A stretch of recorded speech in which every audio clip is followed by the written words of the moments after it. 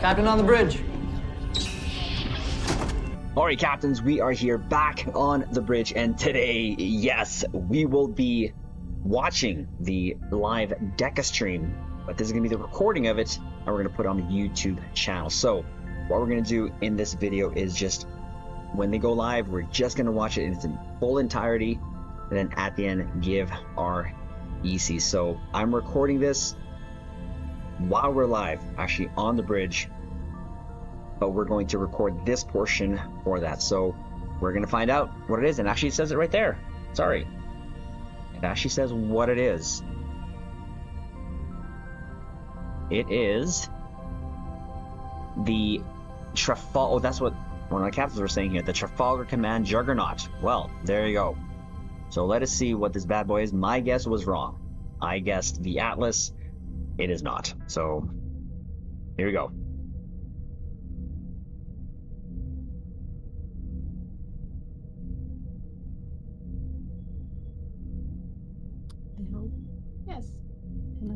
Hello everyone, and welcome back to Developer Stream with some of your favorite people.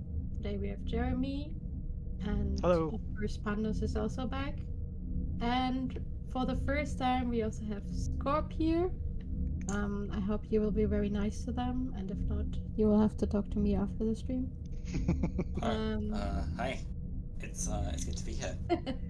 Can we do just a quick mic check? We've had some issues at the beginning of our previous streams. Can everybody hear us? Call it out. Hello. A little bit more enthusiasm, please. Woo, yeah! New ship! Oh god, that's very enthusiastic. God. Alright.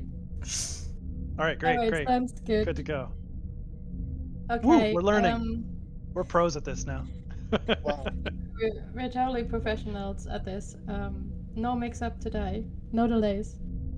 Alright, before we go into the nitty-gritty and talk about the wonderful ship you can already see, the question of the day is, what's your favorite Q episode? I'll answer first as always, and mine is definitely Deja Q. Mostly because I like a sad little man, and Q pouting because he doesn't have his powers and moping around the starship was very entertaining to me. How about you, Jeremy? My answer is probably going to be pretty unpopular. I see most in the chat who have answered are saying Q Who, which is a great episode, but my favorite was actually Q Less of all the Q episodes. First of all, Q is an incredible character. Trying to choose a favorite Q episode is very tough. But I think as an episode, Q Less is probably my favorite because of how it helps set up Deep Space Nine as being different from TNG. It pulls on some of the threads that you saw in Next Generation of how Q behaves with humans and all that kind of stuff. And then he gets punched by Cisco, which kind of, I think, did a really good job of setting the tone that Deep Space Nine is not just more Next Generation. And I think that for that reason, it stands apart as just a great episode, regardless of being a good Q episode. As for me, I am much like chat. I like Q Who because I'm a simple guy. Borg are cool, and introduce the Borg with Q being the catalyst for that story. And yeah, I love the Borg. They're cool. Well, Scorp, you have to say something. Okay, well, Pundus is the only correct one here. Q Who is the best Q episode. I'm a sucker for cosmic horror, so I think Q Who, they kind of feel the most, the Borg feel the most unknowable and scary. I am realizing as I'm saying this, I like this episode because of the Borg, not necessarily because of Q. So maybe that's a loophole. But yeah. I mean, that's a bit true for me too. I think that I also want to call out that I loved all of the Voyager Q episodes, even though they were pretty campy at times. But just the whole storyline of getting to learn more about kind of what the continuum is, as well as I think John Delancey and Kate Mulgrew had incredible chemistry whenever they were on screen together as well, and that was always fun to watch. So all of those were also up there for me. Borg and Voyager were the most like. That was when Voyager felt the most like Voyager to me, of them being a lone ship surviving in a very hostile part of space. So, yeah, I can see that. And I really like seeing into the continuum, like you said, with the cosmic horror aspect. I think there's a bit of horror in seeing how the continuum looks, but you can't perceive it, so you perceive it as like a desert road or like a not Cold War, like a Revolutionary War battlefield where guns firing are stars exploding. I think that was a really cool idea that they touched on in Voyager. Mhm. Right. There is also just an element of cosmic horror in the idea that the Q themselves can get so bored of their existence that they try to off themselves. Yeah. You can't say that on stream. This is getting us Sorry. cancelled. Well, end their existence, because they don't actually live, so they don't actually die. They're Q, right? It's all weird. Sorry. No, I have to agree that the cosmic horror parts of Q, like the whimsy in the original shows, was really cool, but then getting a little more of the horror parts in the later shows is very nice to see how they use that concept in different ways. And even in Picard as well. I don't want to spoil all of that just yet because it's more recent, but yeah, there's more Q stuff explored in Picard as well. I mean, is it that recent? Like 3 years, I Who? think.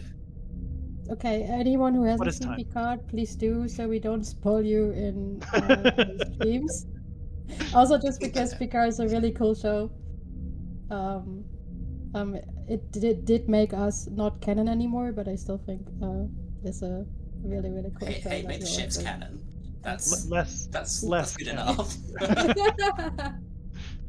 All right, but before we completely derail this, let's talk about the Trafalgar Command Juggernaut that will be added to the Infinity Logbox next Tuesday. So we're doing a bit of an early stream today because we have another ship coming soon that we want to talk about next Tuesday. More about that at the end of the stream. So we thought we would give you a little bit of an early teaser and insight, and I'm leaving this to the professionals now. I think I can start us off and state the obvious. This is a new version of what we all have come to love, the Atlas class, the TOS Dreadnought. The Atlas was originally designed by Hector Ortiz and modeled by Ian Richards. It got a recent remaster done by Tobias Richter, and with that remaster, as many of you guessed, with Thomas's teasing, we have a new variant of the Atlas. This was modeled by Tobias Richter and designed by our very own Scorpion. Scorp, Oh god, me. tell us all. Yes. So I guess this is the Atlas 2. This is the Trafalgar. So this originally started out as a kit bash by Thomas Marone, the Cryptic art director, and he kind of sent me this file and was like, "Oh, this will be like a 5-day job." To which I went, "I think I can turn this into a 2-week job for myself." So yeah, I kind of took it and I went, this is going to be a lockbox ship, so we maybe should spend a bit more time making it feel a bit more bespoke. And so I explored a few options for the eras, and we eventually kind of settled on, well, what if it was a kind of later era TMP ship? And we settled on the Excelsior as a kind of style base for it. That's most obvious Jeremy. to me. I love this ribbed neck. Anytime I see that, I'm like, oh, it's related to the Excelsior. There it is. Any ship looks better when you put a rib Yeah. neck on it. It's true. Jeremy, our cameraman, if you could look at the secondary hull, the engineering section, you'll see there's some cool phaser ball turrets, and I think Scorp has more to talk about on that. Can't believe you doxed me already.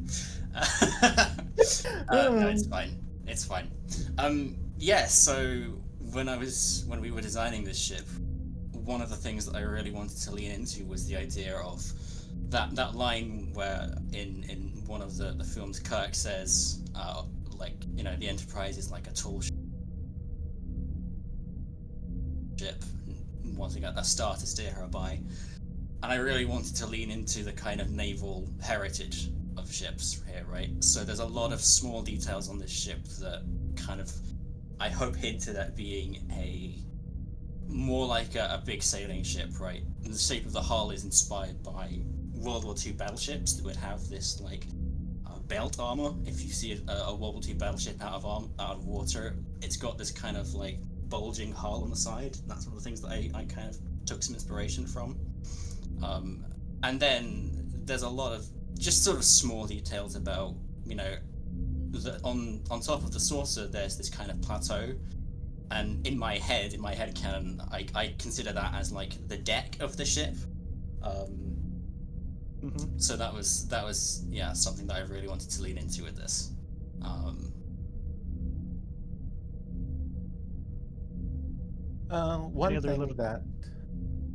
One thing that is pretty clear from the design here is that instead of being like exactly the Excelsior class, this is stylized a bit more in line with the Enterprise B, the Excelsior refit, as some call it. And I mean, I think you have more to say about that, Scott, but this was originally closer to the more normal blue and not teal Excelsior class. Yeah, so originally when Thomas handed me this block out, it was purely a kit bash of the TMP Connie, and I was, you know, I said that I wanted to do something different, and we had to think about, okay, well, what does different mean for this? You know, the Connie is such an original or an iconic look that if we want to do something different, then we're gonna have to do something really different. So we actually reached out to John C., who is a very well-known fanfic author behind Edge of Midnight, which is a really cool kind of retelling of some events around the TOS era. And he'd done some work or some world building using the original Atlas. And so yeah, we kind of reached out to him and said, hey, where would you put an Atlas 2 around the time of the kind of TMP era? And he was the one that kind of pointed us to, well, maybe it was an Excelsior style ship. And from there, you know, I explored a few options, and we kind of settled on this Excelsior but different look. It was really important to me that even though this, you know, is very recognizably derived from the Excelsior, that it's still really bespoke. There's no parts here that are just ripped straight from the Excelsior 2. It's all like custom, and for me, for this being a lockbox ship, that was really important, that it felt kind of bespoke. Star Trek has a lot of really rigid design languages, and a lot of those are just pulling other ships apart and turning them into something new. But I also think there's a lot of space to do something that is really familiar, but also kind of really different as well. Yeah. And I definitely agree, and I think this does a great job with it. One more thing that I think is really cool about this design is, if you'll note near the front of the sauce on the underside, there are a few inset sort of like phaser cannon mount points and stuff where it can fire from, and I think Scott has a bit more detail into going the thought behind that. So yeah, I know Punders knows this is the bit that I was excited about. So we knew we wanted this to feel like a kind of galleon in space, and I'm a big fan of an audio drama called The Sojourn, where these ships that they fly have what are called chase guns, which are from the time of the Age of Sail. They would be kind of long-range cannons that would be mounted on the front of a ship, and this is kind of what I wanted to go for here. They kind of they ended up just being sort of cannon ports, or, you know, sort of standard phaser cannon ports. But that was the idea behind having these here. I know they maybe feel a bit unusual for a TMP era ship, but that was the kind of line of thinking behind having these at all. And then I think there's some details on the aft of the engineering hull that kind of mirror that a little bit. I don't think they're cannons, but they kind of evoke that feeling. Yeah, those things. Yeah, don't know what these are. We don't have the time to work out all of the tech specs of ships, but I'm sure folks will come up with detailed explanations for what everything does on this. They're the TUBES system. Yep, The- that's canon now. Yep. Yep. Jeremy said it. It's canon. I have to say, just to kind of interrupt your art spiel a little bit, I want to comment on a few of these elements and how they helped inspire design. These cannon ports and these additional greebles here above the deflector, which are probably weapon mounts, That's a weapon are mount. basically some of the primary reasons that we on design, when we started seeing the work in progress of this, decided that instead of doing another dreadnought cruiser like the existing Atlas is, I think it's dreadnought cruiser. That sounds right to me. We decided to go with a juggernaut class, much more tactically focused, much more offensively focused, because of the awesome weapon mounts on this ship. It just feels like a more aggressive, more forward, just more aggressive ship than the Atlas One was. So that's, call that out as something that inspired us. So good job, guys. Yeah. I'll and quickly it's add to definitely. that. Oh, go on. I want to quickly add to that. The thing above the deflector was the original kind of phaser lance point. And this, by the time I was asked to add this, the design was pretty much like we kind of knew everything we wanted to do. And then Phil H, one of our systems designers, was like, "Hey, put a big ass phaser on it." And I was like, "Okay, I guess I'll find a place for a big ass phaser on this somewhere." Yeah. So it's one of those Yeah. things where art and design working together can come up with some really fun elements to put these things in the game and give them a unique identity. Yeah, speaking of art and design working together, I was the one who worked on putting this into the engine. So one of the things that I did in conjunction with visual effects was to make sure that all of it was set up properly, because as a juggernaut, this has a lance that Jeremy will be showing off later, and the visual effects for that were done by Toby, one of the VFX artists here at Deca, and we worked together to make sure that when it fires, it looks good. But before that, this ship also comes with some customization, Jeremy, if you'll go All into right. the trailer. Of course. Get off my cursor. Yeah, I did see this asked was, does it customize with anything else in the game? And I think it should be That's the obvious. Atlas. Yeah. For players who obtain the Trafalgar, you will be able to use the Atlas, but not vice versa, if I recall correctly. If you go into the Advanced tab, this Atlas, the Trafalgar, has some special bonus things that it comes with. So if you go into the nacelles, Here. yeah, this All not right. only includes the usual beta and gamma variants, which have different parts of the nacelles lit up, but it also includes an NX variant. Because when Scop originally designed this, it was closer in scheme to the Excelsior, but when I put it into the engine, Thomas saw it and decided, hey, some parts of the Trafalgar look like it would be better if it were in the Enterprise B style. So that's why the final design has the fins on the nacelles and has the teal color that the Enterprise B has. So instead of getting rid of the original design that scoped it, we have it as an additional NX variant that you can use with no fins on the nacelles. And you can recolor the ship as you want, of course, to get the normal blue back. Well, let me go ahead since I'm here and just do some randomization so people can see how those parts could potentially mix and match with one another, as well as some of the material options that come with this. I don't think this one has any hideous random kit bashes, but you never know. Best time to discover things is as always, when we're showing stuff live to the players. Well, there's only 2 ships this time, so hopefully there's less opportunity for that weirdness. I did a little bit of this pre-stream and I didn't see any issues, so just show this off a few times. And it only has one engineering hull. Do not start on the Proxima Pundus. Do not. That was such a headache. Next screenshot contest is just what's the worst thing you can do in the kit bashing. Oh, Suna, please do not encourage them. They do not need that. But I do. Okay, well, I can't do. argue with that, I suppose.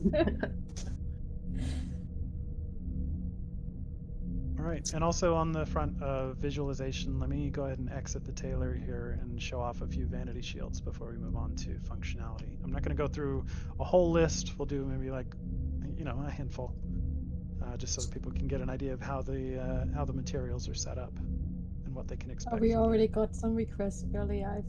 I think they're now expecting this part of the stream,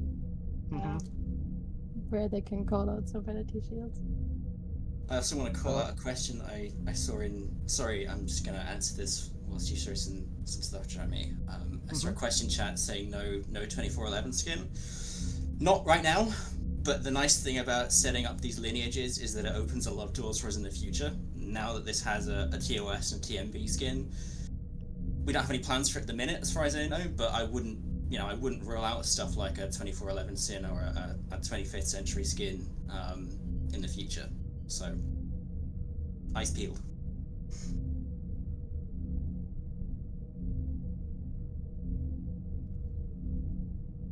Oh, there's a nice pink one. Whoa. That's That's Vacation getting Claws. dark. Classic pink vanity shield. Yes, People love some that. color. Oh, that looks really nice. Oh, you like that? Now I might have to try and get that chip out of the block box so I can do that. Ooh, Oh. all the pinks for me. That does look really, really pretty though. Sorry, I'm not really reading chat for suggestions. I'm just trying to find some good ones in the list here and show them off. We can do suggestions another time, guys. If we do it every stream, these streams will be 3 hours. I did see a request for the new Endeavor Vanity Shield. Unfortunately, our internal testing reward that gives me all these shields hasn't been updated in a while, so it doesn't have the Endeavor Shield. Ooh. Sort of a backlog task that I keep meaning to get to.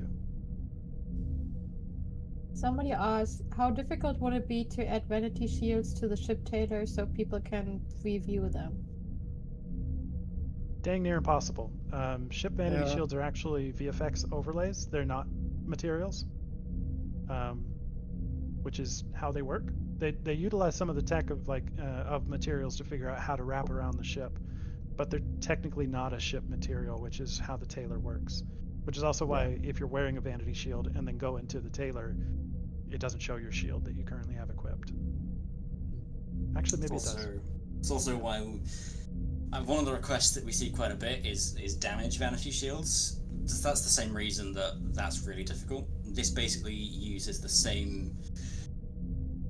When we're texturing ships, we use what's called a trim sheet, which is basically a predefined layout of where all of the different textures that go onto a ship are kind of placed on a single image, right? And because these shields rely on that underlying framework, getting kind of asymmetrical or kind of damage-looking effects is really difficult. Just because I know that comes up quite a bit.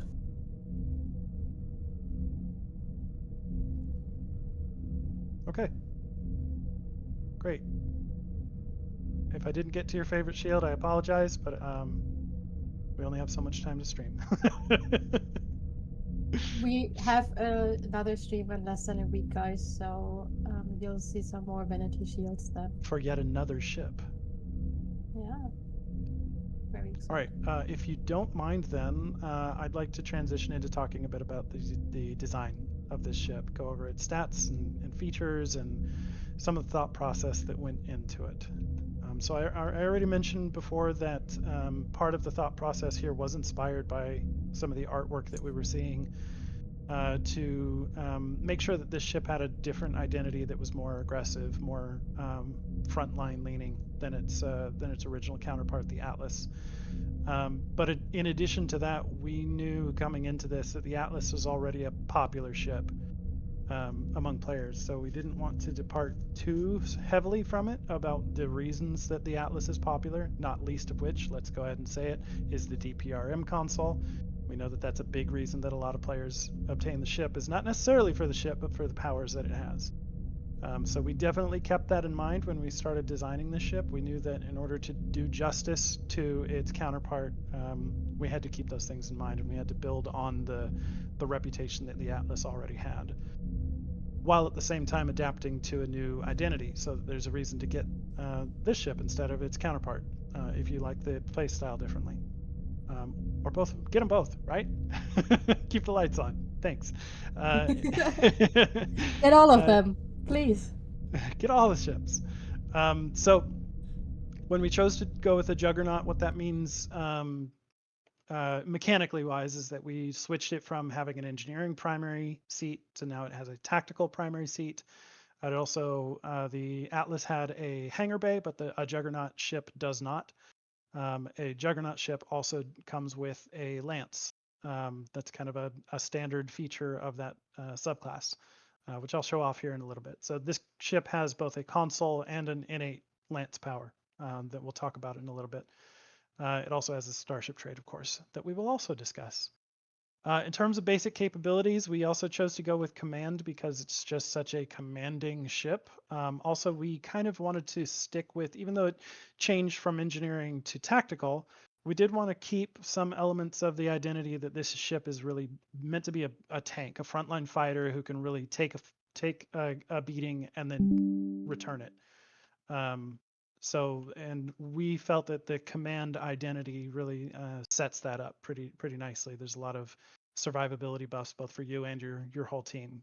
A secondary pilot is a bit of a outside of the box thing, to be honest. We don't typically put piloting seats on ships of this size, but that's also part of the reason that we chose to do it here, is to kind of stretch the boundaries of what we do with ship design and try out something that's a little bit different. Also, I will admit that a small part of that is inspired by the legendary Excelsior, which also has a secondary piloting seat due to the visual ties to that ship. Maybe not the legendary in particular, but just the Excelsior in general. So that's why we chose to go that route with the seating that we did. Let's see. I'll go ahead and show off the inventory layout here. This is, like most Juggernauts, are either 4-4 or 5-3. So we have that here going for us with tactical primary and engineering secondary focus in terms of the consoles and the seating as well. There's mostly tactical and universal with a lesser focus on science. But there is a good amount of universal here, so you can still customize it a lot for your preferences. Now we also put the spec seats on the universal here because this is a subtle choice. We don't always do this with our ships, although it is more common recently. The idea of giving you more options to actually explore using the specialization for specialization BOF seats. And I know there's a whole separate conversation about spec BOF powers. Many of them are not quite up to snuff. We're aware. We want to take time and look at those, but in general, the design of the ship is separate from the design of the powers.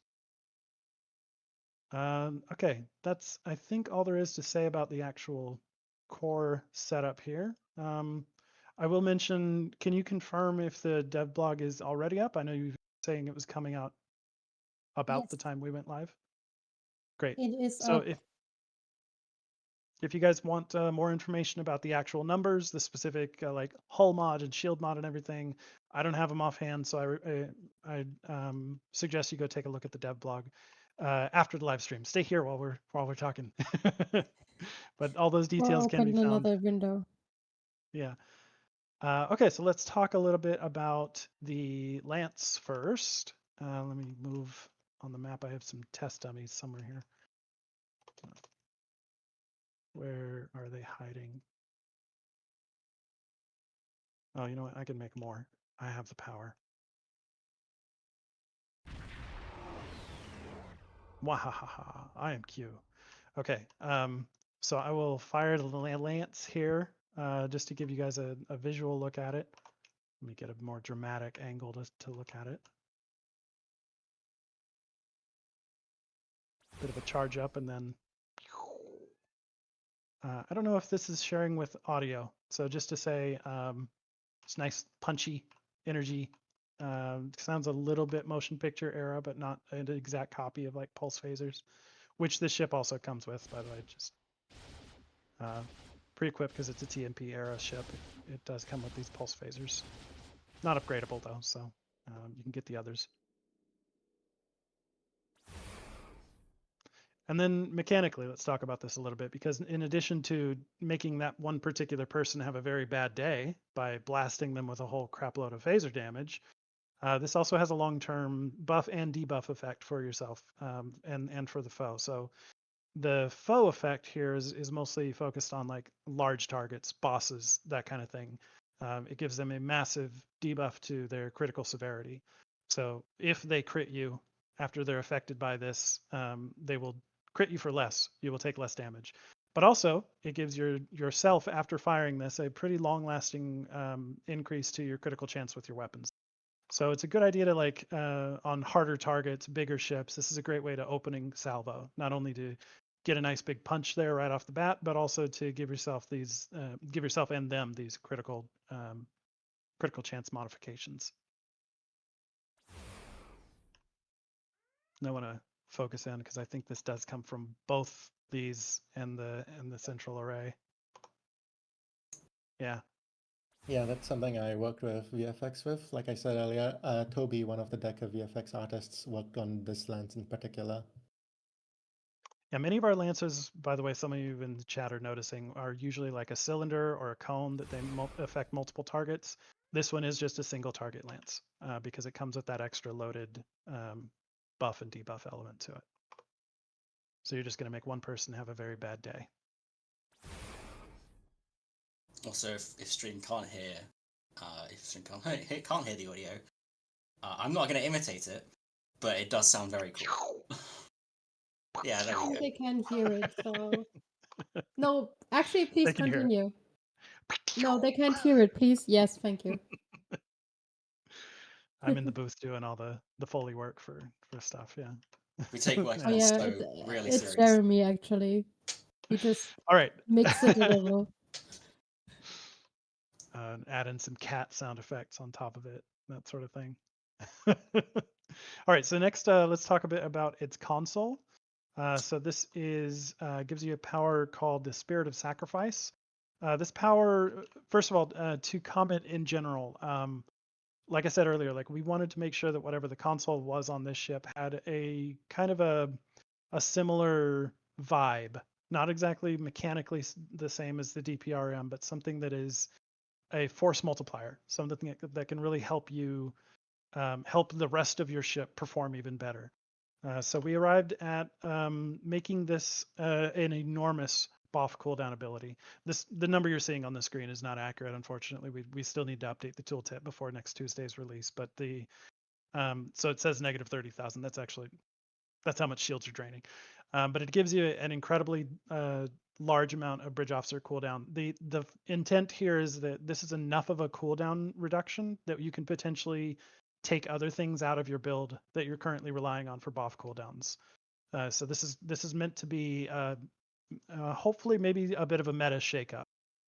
Since it is also a universal console, other consoles, Ven's console that reduce the cooldown of universal consoles can then kind of synergize with one another, so that potentially this console is something that can take the place of other things. Maybe your duty officer active roster with cooldowns that maybe you can swap out for something else. Yes, maybe you're using the Boimler effect that maybe this can take its place of and allow different traits to be explored. So that's kind of our thought process with this. This power sacrifices all of your current shields and gives you a proportional cooldown based on how much of your shields you've sacrificed in the process. So that's why this says 30,000. It's grabbing the wrong value. I apologize for the incorrect info at this time. But it does give you a massive cooldown, and even if you use this when there is a minimum effect, at minimum it knocks 15 seconds off your BOF cooldowns. I do want to call out that, of course, avid players, veteran players, will know that like most bridge officer powers have some sort of shared cooldown. This won't violate that, so keep that in mind. If there is any sort of shared / minimum cooldown on a bridge officer ability, this will knock you down to that most likely, but not below that. just so it's communicated there. The visuals for this power I really like. Really shows off the sacrificing your shields to give you this cooldown bonus. Really cool little Yeah, the visual visuals sequence for there. that were made by Ariel, another VFX artist here at Deca. Let's show that off again. Yeah.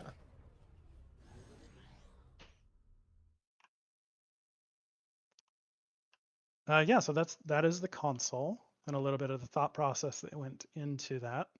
Really curious to see what some of like the higher end theory crafters and like DPS meta, if there's a place that they can figure out for this. Like I said before, this is something that we're going to be paying attention to because the Atlas has such the DPRM console from the Atlas from the original ship has such an outsized impact compared to a lot of other consoles in the game. And we really want this console to have the same vibe. Like I said, it's not a replacement for the DPRM, but we want it to find a place in there. So if we need to make it better, I see somebody in the chat mentioning like maybe it on its own needs a lower base cooldown. We're open to hearing that sort of feedback. We definitely want to make sure that this ship or this console can have some sort of an effect on the wider gameplay and be definitely considered in a large number of different builds because everyone wants cooldown reduction. Honestly, obviously we have a lot of sources of that in the game already, so we need to figure out how to make this be part of that conversation. That's what we're really after. Has it been tested to use with Vovan and Uncon? Yes, that was a specific part of our design. Yeah. All right, last but not least, let's take a look at the Starship trait for this. So this one kind of synergizes with the Lance in that it is a trait that is triggered by landing a critical hit on your target. So using the Lance gives you a nice big boost to your critical hit, so it's more likely that you will trigger this trait. And this trait also kind of plays into the tankiness aspect of the ship. So what it does, in case you can't read the tooltip, because I know it might be tiny on the stream, is whenever you land a critical hit, max once every 10 seconds, you'll actually summon in a Wild Weasel shuttlecraft. If you're unfamiliar with Wild Weasels, these have been in the game for a while, both as a hanger pet and as a triggered by other powers. Wild Weasels will confuse and taunt your enemies. So essentially, they're a way to force other enemies to not shoot at you, increasing your survivability, because now instead they're shooting at your weasels. So this is essentially a passive way of periodically spawning in these weasels that'll distract your enemies. And this also doesn't just help you, but also in group gameplay. It helps the whole team that the enemies are shooting at your weasels and not you. So this is just once every 10 seconds, you can spawn one as long as you critically hit, and you can have up to 5 of these active at any point in time. So I also know there's a few members of the community that are like, yay, more pets! Anything we give them, that's more pets. So here you go. You're welcome. Let's see if I can get this to actually trigger. I have cheater power here to increase my crit rate. Yeah, I can already see all the pet builds lurking. I Can't forgot wait, to swap it. honestly, to see that in game. Okay, here we go.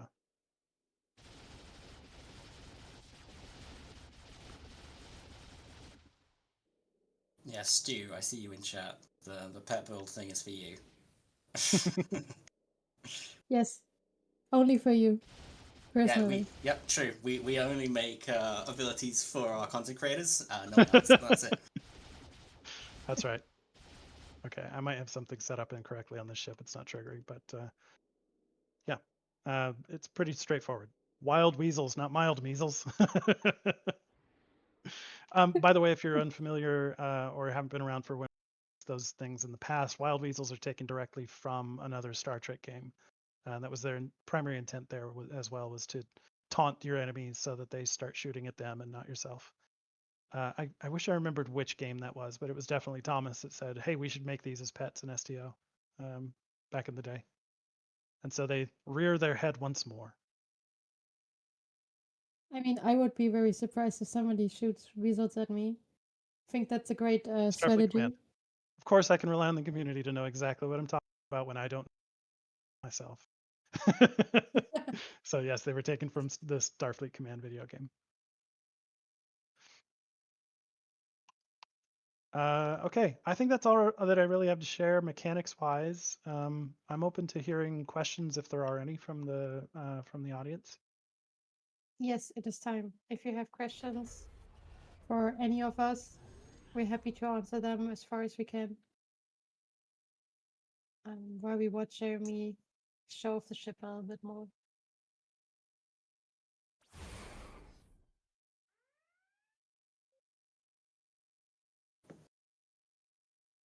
Okay, we have one. Is there any chance that we may ever get a Team P material with the Impulse yellow deflector?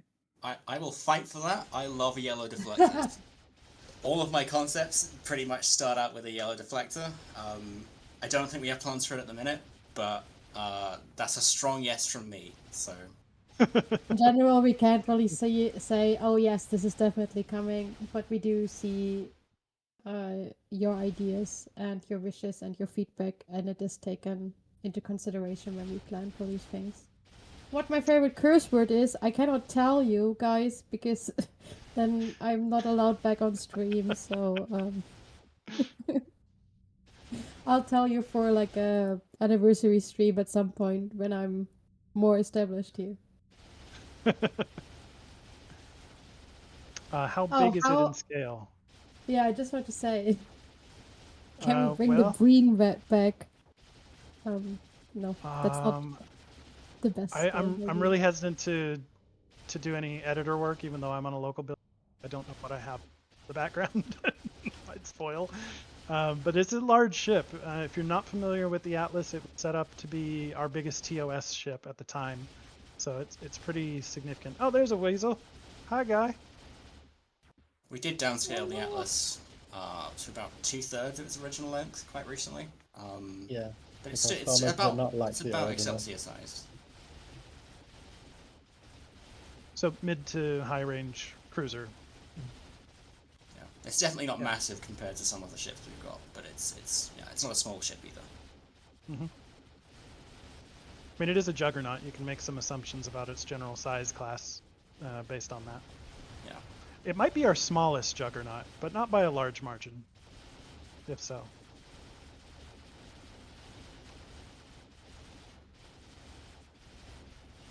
All right, Yes, somebody asked. I was trying specifically to show off these broadside nodes that Jamie mentioned.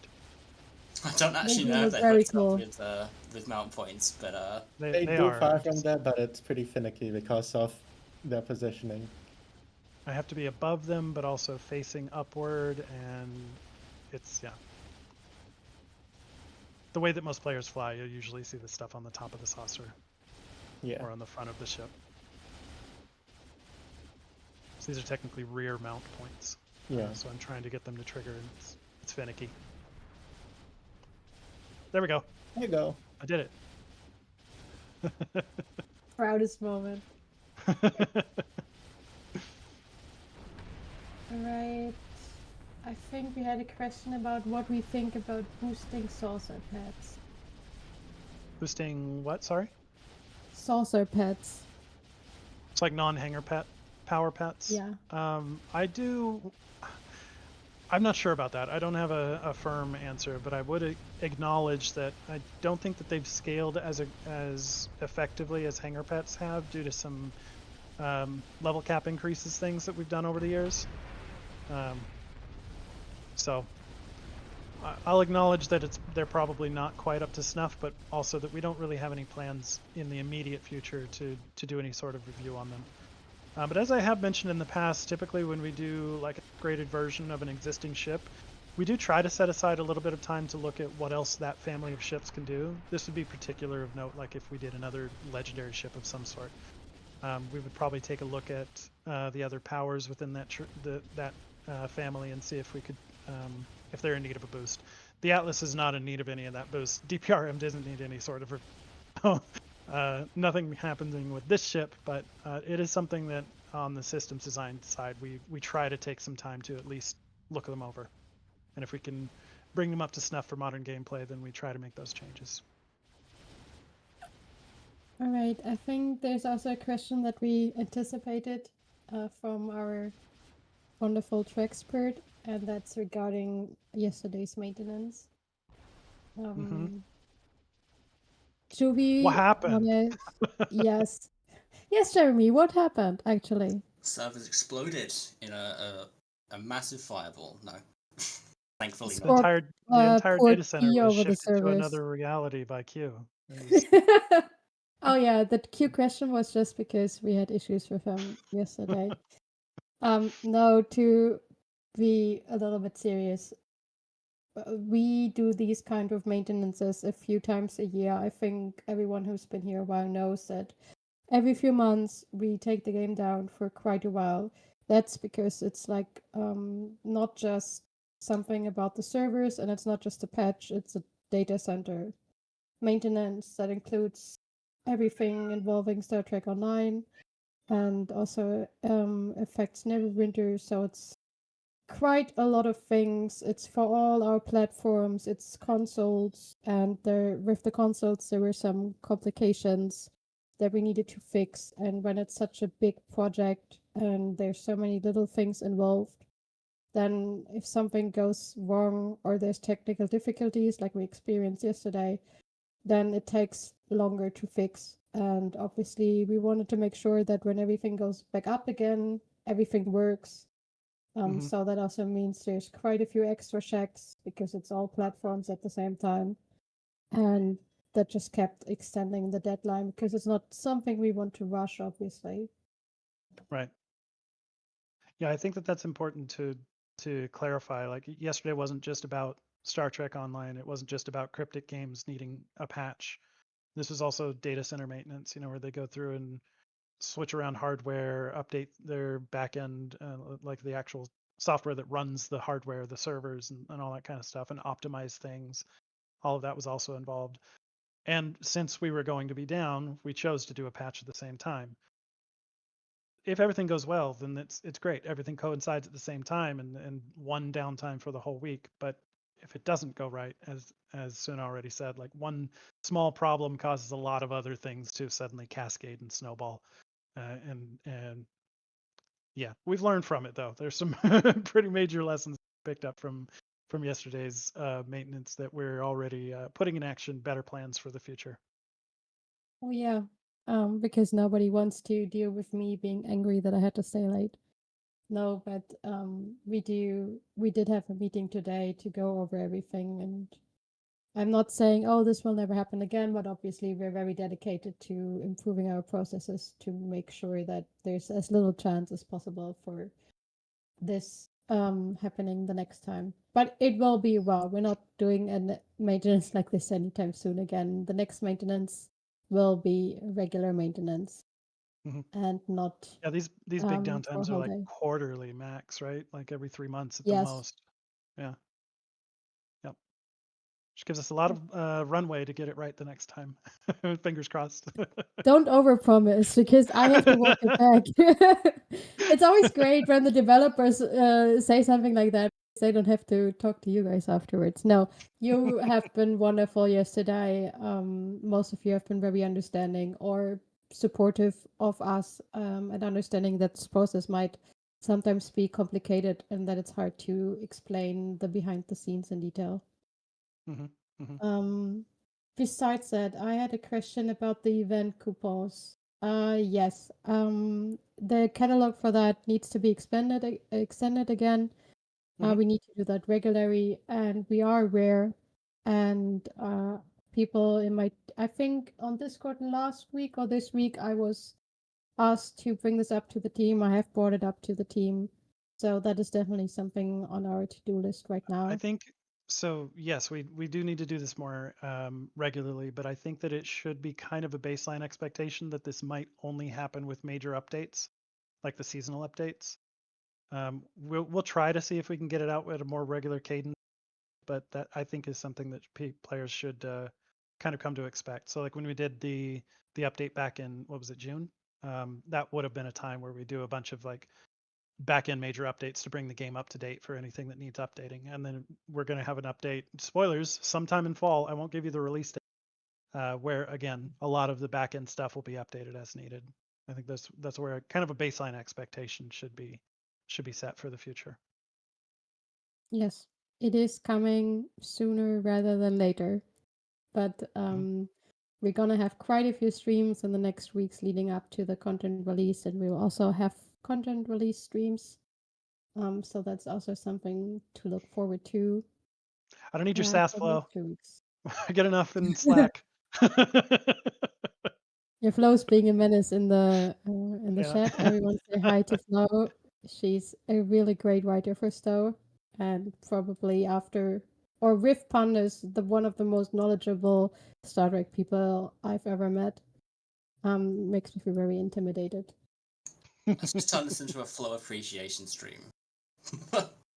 Yeah, We'll need to get that's her on. great. Is she going to be on one of the upcoming streams? Do we know? Can we confirm that? She would rather be in chats because she prefers to be a menace.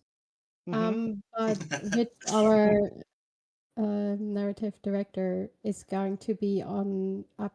So the next time we release content, which is this fall, we'll have Rich here in the stream, and then we'll flow in chat to comment on anything that he might miss, and also to help me a little bit with the moderating and answering questions. She is currently working on a Q&A, so you guys should also keep an eye out for that. It will happen in a couple weeks. And of course, she's also working on the next law block, which I'm very excited about. Wow, so many spoilers. I love it. Yes, we are working on quite a few exciting things. So that's why Flo is mostly in the chats, because she's very busy with everything else. And speaking of spoilers, we mentioned earlier in the stream, but people weren't here yet and tuned in late. We will have yet another Star next week, which is one of the reasons that we're showing the Trafalgar a few days early. This comes out next Tuesday as an addition to the Infinity Lockbox. Yeah, get out your it arrives on Tuesday jokes. But we will have another ship streamer, unless something goes way sideways. We'll be seeing you again next Tuesday for another live stream to show off yet another starship. And it will not be a lockbox ship. That's all I'm gonna say. Ooh. To Ooh. stop the speculations in that direction. You will be able to get it in a different way. And we'll have It'll be a new lockbox. No. Oh yeah, no We're worries, adding guys. another set of lockbox. No, we aren't. Sorry. Yes, one just Running- for me. It's just one with all my favorite chips, actually. Running Lockbox X's and Lockbox X2s next. Right. Sure, no one will hate that. No, we're not. Sorry, we're just teasing. Nothing like that is happening. Don't panic. No. I'm No, just we're being a not gonna menace. do that. Yeah, before this stream, Scorp was so nervous, and now he's also just another menace I have to keep a handle on. Yeah. I am nothing but but yeah. a menace. Jeremy and partners will be with me on Tuesday, as long as everything goes well, to talk about our next ship. So keep your vanity shield wishes at the back of your mind. We'll also have a new guest. And I'll be here, of course, with my cat crying in the background. I know you guys have noticed him today. I'm very sorry. And maybe you'll get a cat pic next week as a reward for coming into the stream. Right. Anything from you guys? Otherwise, I think we can say goodnight for now. There's one question I saw earlier that I'll answer because it comes up quite a bit. Someone was asking when are we going to get to, I think it was the Akira remasters. The answer to that is the same as when are we going to get to any other remaster, and it's when we get to them. The plan, the hope, is that we're going to try and remaster all of the launch era Fed ships, but that is not a promise. They are low priority, but for myself and for Thomas, they are very much passion projects, and we do want to keep doing them. So patience, but in theory, in hopes, we'll get to them. That's been a focus of Thomas's long-term goals for a very long time. Yeah. I definitely it hasn't been left to the wayside. We're still working on it as we find the time. Yeah, there are quiet periods and there are periods where we have a lot to do. In the quiet periods, we try and do a couple of remasters, but yeah, sometimes we have other stuff that needs to be focused on. I'm going to tease one further thing. I'm seeing various questions in the chat about Romulan Klingon ships. All I will say is stay tuned. Stay Keep tuned, tuning and in. maybe that's a stream I'll be on. Maybe. That's a lot of teasing. But we are Yeah, I think menaces. Yeah. I can't wait for the reaction videos and streams from the other content creators. Please tell Scorp how great they've been doing all stream. And if you don't, then I'm gonna be very sad. The Daspu. Thanks, Trexpert, for reminding me of that abomination. We should do it, Daspo. I love that stupid thing. You're the only one. It's like a cylinder by Klingon. Daspu, yeah. Who came Well up done. with that? It was one of the Discovery era Klingon ships where they were doing a lot of Okay. experimental, like, this is from a different house and the Klingons aren't unified yet, so we can do a whole bunch of different designs. Some of them were It's kind of very cool, but goofy. some of them are really bad. Questionable, let's say. Bad is subjective. Yes, some people will love it anyway. Right. Yeah. Okay, should we call it? Yeah, I think before this derails in a discussion about what ships might be valuable or not to who, I think we're gonna call it a night for here, at least for me, because it's late. A few of us will be, as always, in the Discord after this. If you just put !Discord in the chat right now, you will get a link to join the Discord, and you might get to see a cat picture if you do. And Do we have a besides that, pet I wish channel you in the all. Discord? We don't have one yet, We need because a I triple don't channel. want to overload it, but I might be able to be convinced. We can talk about it. There is an off-topic channel, so I think for now I can do it there. Maybe I'll get him a little uniform for the next time. But I wish you all a wonderful night or day or whatever time it is wherever you are. Happy time zone, as we Happy say. time zones. Happy time zone, as we like to say, and we'll see you on Tuesday. Bye-bye. Bye, chat. Thanks for watching.